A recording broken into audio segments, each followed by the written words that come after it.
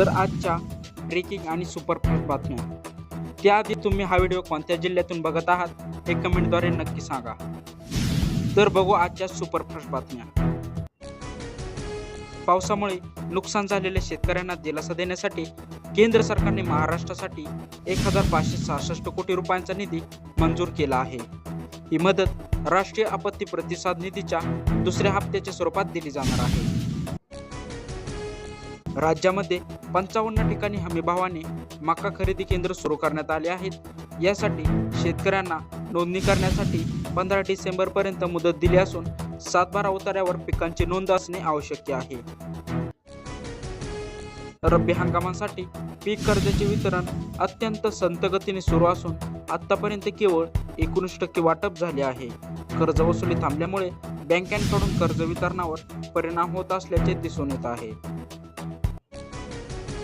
विदर्भ आणि मराठवाड्यातील दूध विकास प्रकल्पांना गती मिळाली असून यवतमाळ जिल्ह्यासाठी 2 कोटींचा निधी देण्यात आला आहे. या योजनेचा अंमलबजावणी 2027 पर्यंत पूर्ण करण्याचे उद्दिष्ट आले आहे. अक्कोटमधील संत्रा उत्पादक शेतकऱ्यांनी हेक्टरी 50,000 रुपये नुकसान भरपाईसाठी उच्च न्यायालयात धाव घेतली आहे. सध्या केवळ 15,000 रुपये मदत मिळत असून कृषी सचिवांना निवेदन देऊनही निर्णय झालेला नाही. मधाचे गाव योजनेचा पहिला टप्पा सुरू झाला असला तरी राज्यातील 10 गावांचा निधी अद्याप अडकलेला आहे.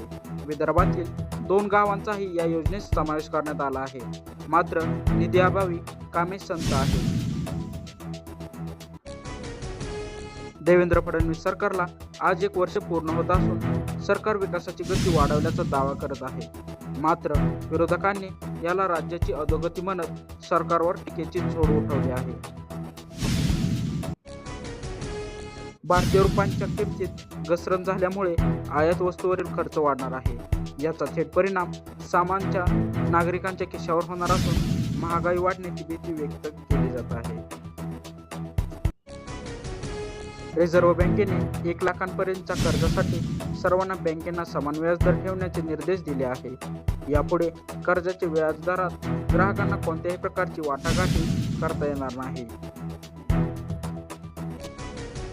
कवठा आणि निंबा फाटा परिसरात रानडुकरांचा उपद्रव वाढल्याने शेतकऱ्यांना रात्रभर शेतात जागरण करावे लागत आहे. रब्बी हंगामाची पिकांचे मोठ्या प्रमाणात नुकसान होत असल्याने शेतकरी हतबल झाले आहेत. शासकीय ज्वारी खरेदीमध्ये मोठा घोटाळा उघडकीस आला असून 7/12 एडिट करून ज्वारी विकल्याचे 193 प्रकरणे समोर आले आहेत. या प्रकरणी 3 खरेदी केंद्रांना दंड ठोठावण्यात आला असून कंपन्यांना ब्लॅकलिस्ट केले आहे. महाबीजने शेतकऱ्यांना प्रामाणिकपणे सेंद्रिय बियाणे पुरवठा करण्याचा निर्णय घेतला आहे. सध्या 4 जिल्ह्यांमध्ये हा बियाणे उत्पादक कार्यक्रम राबवला जात असल्याची माहिती व्यवस्थापक संचालकांनी दिली आहे. रासायनिक खतांच्या किमती वाढल्याने शेतकऱ्यावर मोठा आर्थिक बोजा पडला आहे. जुन्या आणि नव्या दरामध्ये मोठ्या तफावत येत असून पमाला योग्य भाव मिळत नसल्याने शेतकऱ्यांनी चिंतेत भर पडली आहे. महावितरणाने शेतकऱ्यांसाठी दिवसा वीज बिल उपलब्ध करून देण्यासाठी सौर कृषी पंपाचे नवीन धोरण आखले आहे. अकोला जिल्ह्यात 506 कृषी पंपांचे वितरित करण्यात आले असून यामुळे सिंचनाचा प्रश्न सुटण्यास मदत होईल. बुलढाणा जिल्ह्यात लोणार आणि शिंदखेड राजा तीर्थक्षेत्रांच्या विकास आखण्याचे प्रश्न अद्याप प्रलंबित आहेत. रस्ते चौपदीकरण झाले तरी परिसरातील विकासाची कामे पूर्ण होणे बाकी आहे. राष्ट्रीय महामार्गालयात असलेल्या उघड्या विहिरी वाहनचालकांचा मृत्यूचा सापळा बनत आहे. महामार्ग प्राधिकरणाच्या याकडे दुर्लक्ष होत असून अपघाताचा धोका वाढला आहे. वाशिम जिल्ह्यात रब्बी हंगामाची 95% पेरणी पूर्ण झाली असून हरभरा आणि गहू क्षेत्रात वाढ झाली आहे. मात्र हायब्रिड ज्वारी, उडीद आणि मूग पिकांच्या क्षेत्रात घट झाल्याचे चित्र आहे. बाजारात सोयाबीनची आवक मोठ्या प्रमाणात वाढली असली तरी भाव मात्र पडलेला आहे. उत्पादनात घट आणि दरातही घसरण झाल्याने शेतकऱ्यांना दुहेरी आर्थिक फटका बसत आहे. कृषी पंपांना विजेचा भार वाढल्यामुळे रोहित्रांवर त्राण येत असून शेतकऱ्यांनी कृषी पंपांना कॅपॅसिटर बसवायचे आवाहन महावितरण यांनी केले आहे. देवळ तालुक्यात 350 शेतकऱ्यांनी हमीभावाने मका विक्रीसाठी नोंदणी केली आहे. शासकीय खरेदी केंद्रावर चांगला भाव मिळेल या आशेने शेतकरी मोठ्या संख्येने पुढे येत आहेत. नाशिक जिल्ह्यात अपूर्ण केवायसी आणि इतर त्रुटींमुळे पीएम किसान योजनेच्या लाभार्थ्यांमध्ये मोठी घट झाली आहे. सुमारे 4,909 शेतकरी या योजनेतून बाद झाले आहेत. सहाय्यक कृषी अधिकाऱ्यांनी आपल्या विविध मागण्यांसाठी ऑनलाईन कामबंद आंदोलन सुरू केले आहे. यामुळे कृषी योजनांच्या अंमलबजावणीवर परिणाम होत असून संप काळातील वेतनही थकले आहेत. येवला तालुक्यात उन्हाळ कांदा लागवड 23% पूर्ण झाली असून मका पेरणीचे 140% उद्दिष्ट गाठले आहे. रब्बी हंगामात मका पिकांकडे शेतकऱ्यांचा कल वाढल्याचे दिसून येत आहे. नाशिक जिल्ह्यातील अनेक विकास प्रकल्प निधी नसल्यामुळे रखडले आहेत. येवला येथील चिचोंडी MIDCला उद्योगांची प्रतीक्षा आहे, तर त्र्यंबकेश्वर कुंभमेळा कामांना अद्याप मुहूर्त लागलेला नाही. करमाळा तालुक्यात शेतकऱ्यांकडून केळी अवघ्या 4 रुपये किलोने खरेदी केली जात आहे, तर ग्राहकांना ती 40 रुपये डझननी मिळत आहे. या तफावतीमुळे केळी उत्पादक शेतकरी मोठ्या आर्थिक संकटात सापडले आहे. शासनाचा मका हमी भाव 2,400 रुपयांनी अजूनही खरेदी केंद्र बंद असल्याने शेतकऱ्यांना खाजगी कंपन्यांना 1,800 रुपयांनी मका विकावा लागत आहे. यामुळे शेतकऱ्यांचे मोठे आर्थिक नुकसान होत आहे. साखर आयुक्त पदाचे नाव बदलून ऊस आयुक्त करावे अशी मागणी जोर धरू लागली आहे. शेतकरी संघटनांनी ऊस दराच्या अन्यायाविरोधात आणि या नामांतरासाठी आंदोलन सुरू केले आहे. हिंगोली जिल्ह्यात अतिवृष्टीनंतर आता कापसावर तांबोरी रंगाचा प्रादुर्भाव झाला आहे.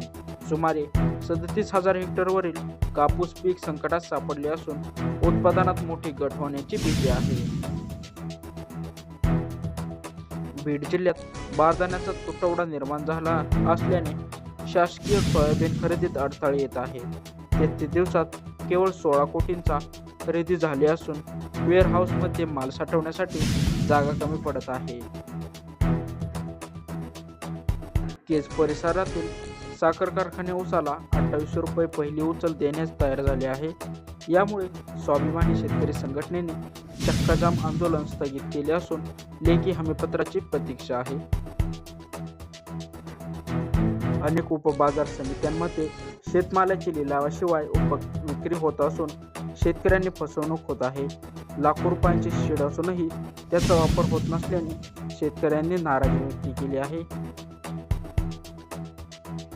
जवळा बाजार परिसरात कापसाला विक्रमी 8,700 रुपयांचा भाव मिळत आहे.